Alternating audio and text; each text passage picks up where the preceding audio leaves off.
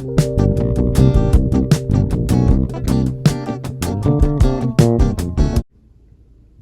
has seriously been a really long time. Um, I really wanted to make another video sooner, but it's sort of the thing of just, life's been getting in the way. I'm back at school, getting adjusted with, the new semester with all my new classes. So, trust me, I really wanted to come back sooner, but I've just had a hard time finding the time, but here we are. Um, but I will say this, behind the scenes, I have been playing a lot of games. And one of the games that I recently did a playthrough of was Yoshi's Island, the very first time I've ever played it. And I have a lot to say. Really, really hot take. I actually think that Yoshi's Island, well, I don't know, better. You know what? I'm gonna say it. Yeah, I genuinely think that Yoshi's Island is a better game than Mario World. And that's not to say I dislike Mario World because, I mean, dude, it's Mario World. Mario World is a really, really, really fun game. But the main reason that I prefer Yoshi's Island is just because, I think both are very well made platformers, but I just love the atmosphere and I love the art style and I love the soundtrack of Yoshi's Island. And on top of that, I would argue that the gameplay loop is a tad bit more interesting. But don't take that as like a shot towards Mario World because, dude, I love Mario World. That game is awesome. But yeah, I would have to say I think I prefer Yoshi's Island. And I definitely think that it has a lot more polish, but you can really attribute that to the fact that because Mario World was a launch title for the SNES, and then Yoshi's Island came out in '95, which was like very late in its lifespan. Um,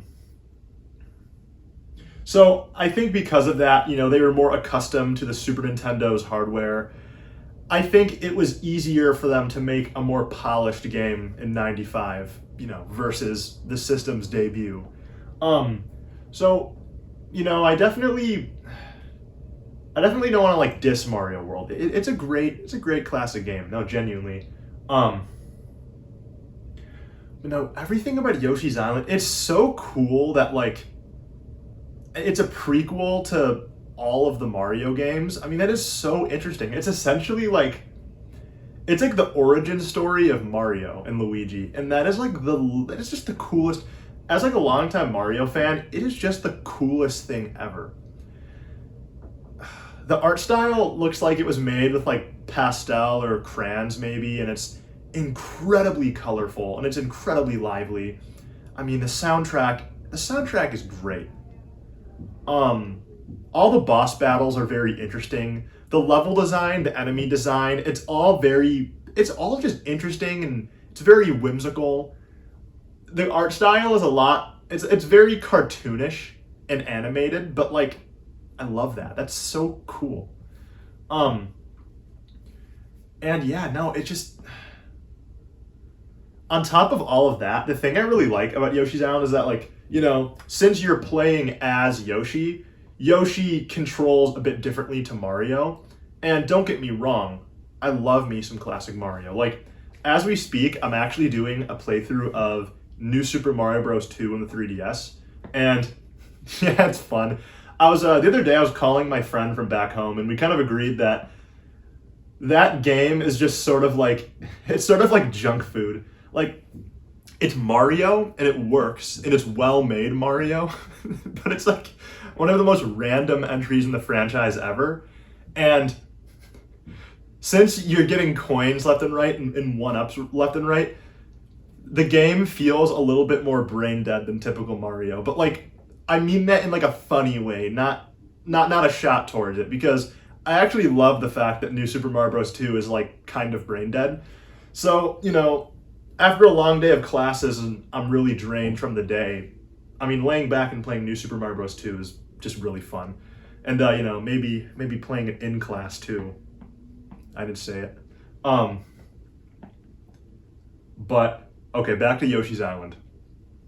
Um, On top of running and jumping like Mario, the thing I really like about Yoshi's Island is Yoshi automatically runs. You don't have to hold on a button for him to run. But again, I do understand why that exists in Mario's, because sometimes for, certain precision things and certain jumps, and maybe you want to take something slower, you let go of the B button so Mario can go slower. I get why it's there, and I definitely am fine with that. Like that makes sense why that exists there, but you don't have to press any button for Yoshi to just run, and I kind of like that. I'm gonna be honest. Um, and on top of that, like there aren't like power ups in the same way that they are in Mario. It's not like these things are going to appear in every single level like a flower necessarily. Um, the thing, how it works in Yoshi's Island is that there are these like random levels and parts of the game where Yoshi will just morph into like a helicopter or a mole or a fish. It's or not a fish, a submarine. And it's really goofy because it just looks so goofy, and it's just very cartoonish. And those levels are pretty fun. It's interesting. Nice change of pace. Um, but yeah, like the thing is in Yoshi's Island, if you get hit, instead of either losing the level or losing your power up, perhaps Yoshi basically just kind of flashes and Baby Mario flies away in a bubble. And okay, I have one criticism for Yoshi's Island. It's Baby Mario. Whenever and this is kind of a known thing for any, so for someone who's already played Yoshi's Island, this is definitely a known thing, and I'm not the first one to complain about this, but when you get hit in Yoshi's Island, you'll lose Baby Mario, and he'll basically just start going, wah, wah, wah. But it's very loud.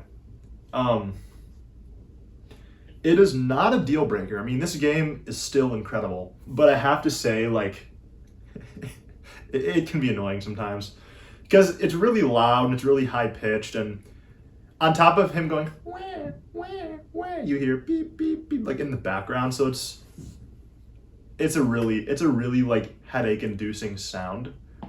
So there's that. Other than that, though, I don't know how many complaints I have about Yoshi's Island. I mean, this game is just legit.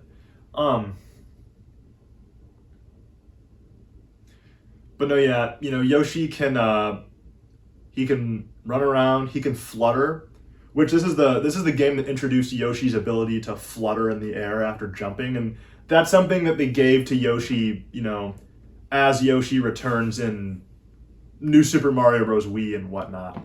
That's something that is the flutter jump thing is something that's been associated with Yoshi ever since, and it's a big staple, genuinely.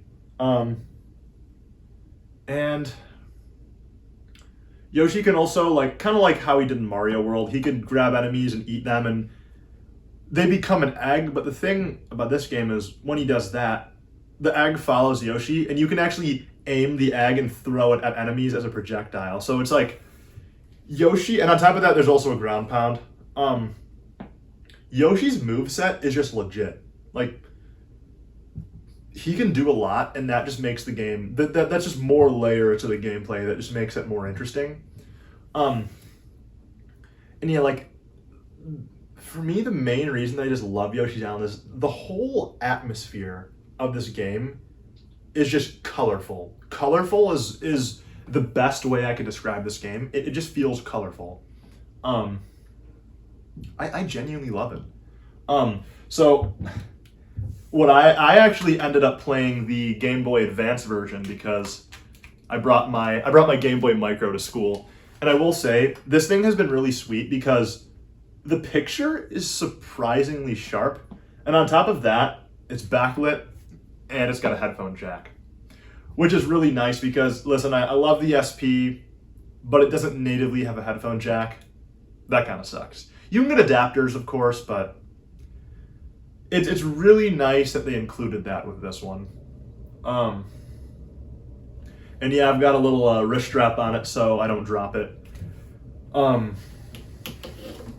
So yeah, I played the Game Boy Advance version of Yoshi's Island, which is a part of the Super Mario Advance franchise, and I got to admit, it was a very good version of the game. I know people generally are going to prefer the SNES version because it's the original and it's just going to be the definitive experience, but I would say definitely don't sleep on the Game Boy Advance version because um it's like a mix of like it does some things better and some things worse. I actually ever so slightly like the way the Game Boy Advance version looks because I think that like I think that the visuals, to me, I personally preferred the way they handled color on the Game Boy Advance version versus the SNES version. I mean, both versions look incredible, and this is an incredibly subtle difference. But um, I don't want to say the colors are more washed out on the Game Boy Advance version because washed out is like a bad thing. I think that the way they handled contrast is a little bit better, and I firmly believe that a lot of the sprites and a lot of the levels do look a tad bit better in the Game Boy Advance version. So that's my opinion. Simultaneously, though, I do, just because the Game Boy Advance has a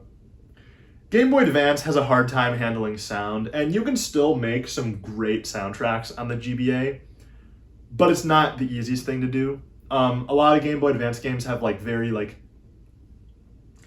just very compressed sound. So the sound on the SNES version is going to be better, in my opinion. Game Boy Advance one, though, it really is not bad. It still sounds great. And for me, having Yoshi's Island on the go is incredible, especially on something as tiny as the Game Boy Micro. I mean, I put it in its little protective sleeve, and I just slide it in my pocket. And this thing is so tiny that it doesn't really take up a lot of space. I bring some headphones with me as well, and the entire, any Game Boy Advance game I want, I could, in theory, just go play anywhere, and it's incredibly tiny form factor. So I really like the Game Boy Micro. Playing Yoshi's Island on Game Boy Micro has been a blast. Yoshi's Island in general was just a blast. I really, really, really enjoyed it. So after beating it, oh, one more thing, no spoilers, but man, that final boss fight fucking kicks ass. It genuinely does. And the final boss and the final boss theme kicks ass. You know what? There's so much more I wanted to say, but I'm gonna stop myself because I don't want to like spoil anything about the game. The level design just gets more. There's just so much. There's just so many cool and interesting levels, and so many of the enemies just made me laugh out loud myself. I'm like, this is just goofy, and I can't even get words to describe like how much this game is just awesome. So yeah, like honestly, Yoshi's Island has become one of my favorite platformers. That was kick-ass. And the whole game, it's just a fun, very fun, happy-go-lucky adventure. Like if you've had a long, rough day and you just need a break and maybe something to lighten the mood, like Yoshi's Island will absolutely do it. What else is there to even say? But no, yeah, you know what? I want to touch on the Game Boy Micro a little bit more. I've been really messing with it, and it's super cool that you can switch the faceplates on top of it. Rechargeable battery, sweet. Surprisingly sharp screen. The speaker on it is not the best, but my thing is that it's such a tiny game console, I can't really complain about that. Like, I don't really know. It's fine, especially because the main reason I play on this more than SP now is because I just pop in my headphones and play it in class. And also, my SP's right trigger is not registering super well, so I may need to look at that. But yeah, the big drawback of this thing is that it does not play Game Boy or Color games. It's only the Advance, so that might be a drawback. But I mean, again, it's not the worst thing because I feel like, hold on, I feel like popping in an original Game Boy cartridge would just stick out like a sore thumb, and you couldn't really put it in your pocket necessarily without perhaps breaking the cartridge, but definitely not a deal breaker. I've got my ways to play Game Boy Color and original games. Again, there aren't really any Game Boy original or color games I'm playing through right now or plan on starting like in the near future. In the future, absolutely. There are many Game Boy and color games I want to play, but as it stands right now, like what games are like getting priority right now? Definitely a lot more on the Game Boy Advance. So that's why I just decided to do the micro, because there are really only advanced games I was going to play in the near future anyway. But again, like that could definitely change. It is really tiny. The screen is really tiny, so for some people it may be a turnoff, especially if you've got big hands. But like, you know, I will say this. Yeah, like look at the difference. Look at the size of this thing versus my hand.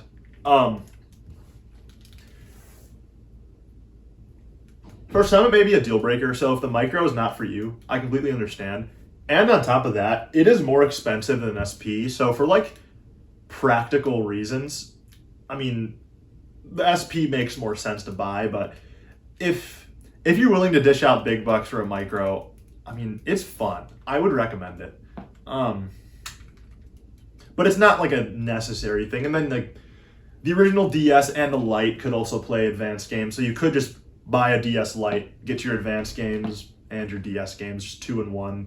That is also more practical because DS Lites are significantly cheaper than this thing. And so are the original DS, like definitely.